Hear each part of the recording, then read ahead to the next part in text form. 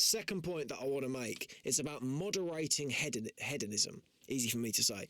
So hedonism is essentially, if you're hedonistic, you're lustful, you party, you just fuck about, really. That's what hedonism is.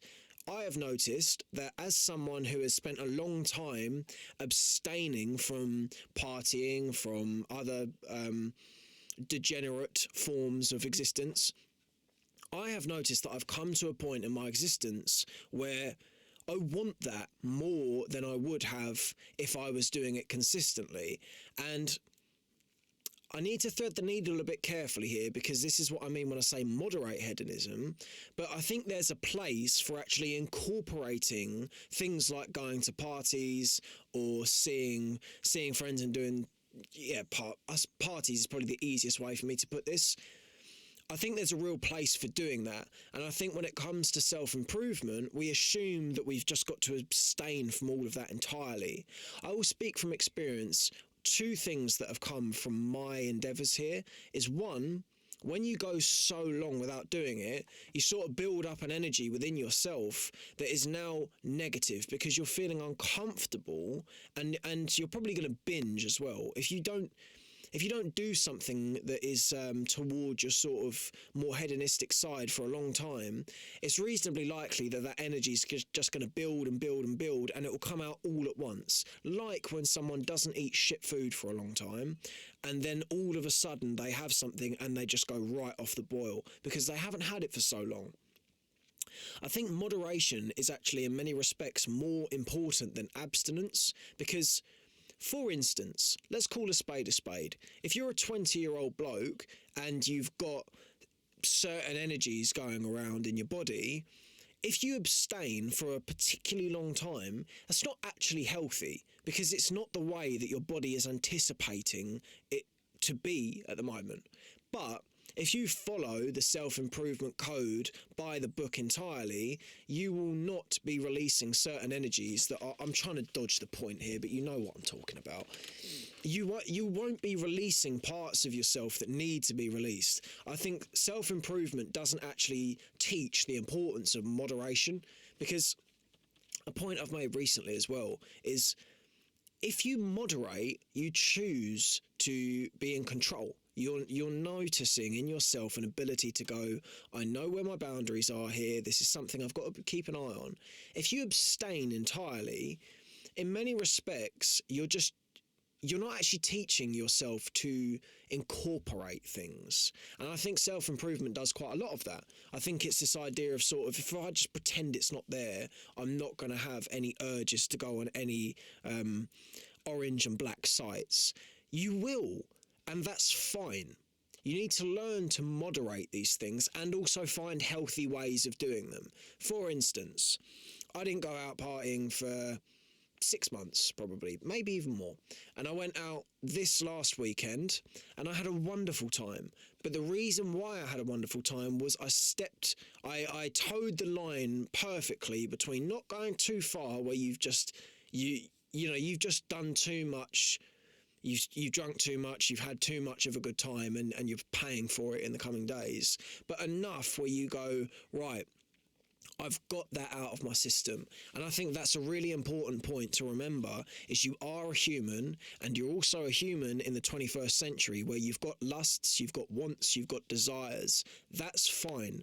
Don't beat yourself up for having wants and needs, particularly when you're young, because it's just part of your body. And I think we get into this sort of idea that we're somehow, when we choose to strive onwards and improve, we're somehow not a part of the human race anymore. It's like we don't hold ourselves to the same standards, because we go, well, everyone else might need to let their hair down every once in a while, but I don't. So I don't need to just follow those rules. You do. We are humans. And even those of us who decide to strive on for more and work for things that are really worth getting, even those of us that do that still need to satiate some hungers and just appeal to our human nature. We are humans, and within that there are things that you need to manage and control within yourself. I think the sooner you can learn to to play the artful balance of work and play, the happier you will be. Because when you shut out the hedonistic behaviors entirely, you lose the benefits that come from them as well. And there are benefits that come from them. It won't sound good on a camera, but trust me, there is a real utility to the rest of your life in just going out and having a good time and having a party and doing something. The reason why that is so good is because it speaks to some of the most important parts of ourself. It makes us feel alive. It makes us feel connected. It makes us feel like we're just having a good time. Heaven forbid you have a good time. You know, Hamza actually made a really great point about this, of people will avoid going out to things like parties because they assume that there'll be more growth in staying at home till and going to bed at 10 p.m, making sure you've done your meditating and stuff. He made a wonderful point on this of you will actually get more in terms of understanding the world and just generally improving your state of being by going to a party than you will about reading 3 books on how to socialise. 100%. I have noticed, as someone who has spent a lot of time away from social encounters, when you're away for too long, there's some real negative things that come out of that. You feel uncomfortable, you feel anxious, you can't really sort of communicate with people as well, and that is a negative thing. Self-improvement is not worth it if you can't actually function as a human.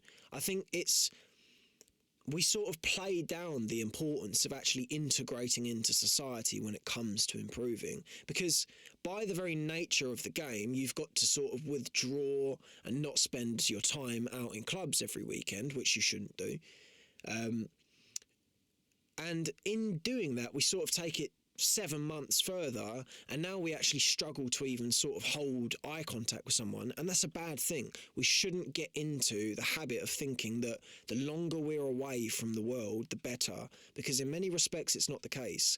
And this is my point on moderation, is, in my opinion, you don't want to be going out every weekend because you'll be hungover or some form of hangover for the next day afterwards, and that is not helpful in terms of your growth. If you're spending 2 days a week not actually sort of working on something because you're pissed, that's not the best thing. But if you're spending a few days a month where you've had a nice time out, you've gone and sort of gone for it, that's fine, and it will benefit you as well. I've noticed that my happiness has increased as a result of feeling connected to the world. I've spent a great deal of time feeling that disconnect as a result of my desires and my wants, and that's not always a good thing. There comes a point when you've got to cut that off. So my point there is to moderate hedonism. Don't cut things out so much, because there are benefits to them.